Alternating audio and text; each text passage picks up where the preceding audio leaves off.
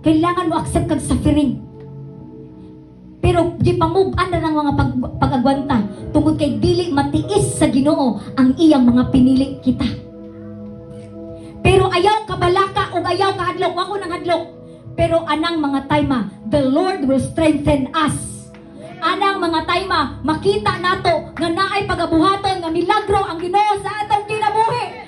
Amen. Pinaagi sa mga suffering nga kalisod-lisod ta, ana to makita ang move ni Lord. Kaya nga no, pinaagi ana, there is revival. Musampita sa Ginoo, Lord, help us upon call the name of the Lord and He will save you. He will help you. Amen. Do na, dili ta, makasinati ta, pero dili ta. Makasinati ta na, ato nang maapil ta na, pero naatay Ginoo. Dili ta pasagdan sa Ginoo. Sa the days of Noah, kasi nakaremember, nag-ingon ang Ginoo, pag